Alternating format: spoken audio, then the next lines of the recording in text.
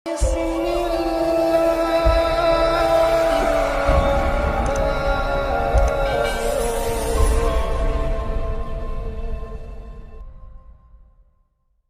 Assalamualaikum. Waalaikumsalam. Selamat sore Habib. Iya, selamat sore. Habib, langsung aja, kan kita tahu kan Habib kan orang yang sibuk gitu. Jadi kita langsung ingin bertanya. Kalau dari Islam sendiri, Habib, sebenarnya boleh nggak sih kalau kita melawan orang tua? Dalam arti misalnya orang tua nyuruh kita A, tapi passion kita sebenarnya B gitu.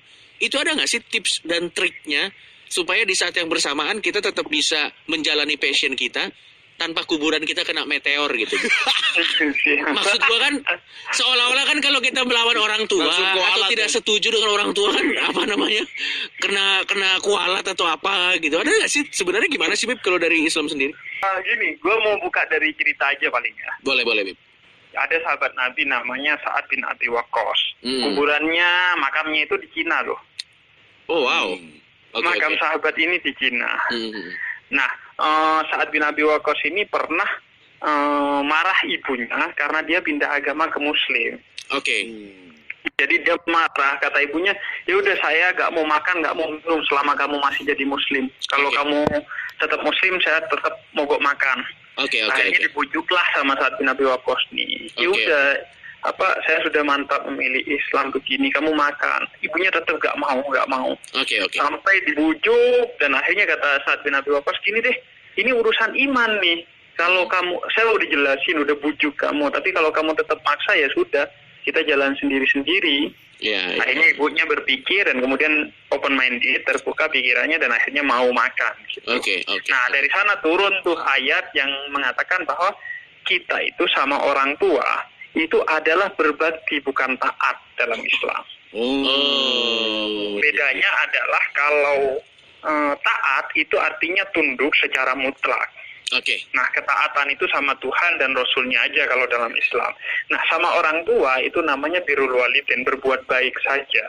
Artinya yang baik lu ambil, yang nggak baik lu tolak, tapi juga tolaknya dengan cara terbaik yang bisa kita lakukan.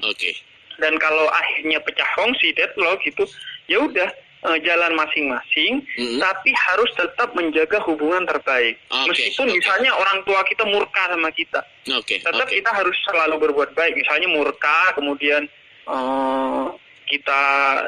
dia gak mau ketemu kita, gitu, atau jadi emas, gitu. Berarti sebenarnya yang menarik itu adalah pada saat hubungan kita dengan orang tua itu adalah berbakti, bukan ketaatan ya, Beb? Bukan ketaatan. Jadi kalau lu punya POV yang berbeda gak ada masalah. Asal dilakukan dengan hal terbaik dari situasi yang sudah terjadi, Beb ya? Iya, termasuk soal agama. Artinya kalau kita misalnya anaknya masuk Islam, orang tuanya non-Muslim, maka anak itu harus melakukan semua tindakan terbaik bagi orang tuanya. Itu kan contoh kasus eksalnya. Mau jurusan kuliah apa? Nah, iya kan orang tua itu sebenarnya nggak masalah, Bib, kalau berbeda gitu, Bib. Nah, soalnya kan orang tua sering pakai ini, Bib, bahwa ini ada Coki. Ridho Allah itu adalah ridho orang tua. Orang tua sering pakai itu. Itu gimana tuh? Ente nggak tahu apa-apa kan? Nggak ada referensinya, Coki. Orang tua kan sering pakai. Nah, kalau pakai kartu as gitu gimana, Bib? Misalnya kita orang gitu. Tua. Terus dia ya tetap ridhonya Allah itu yang utama.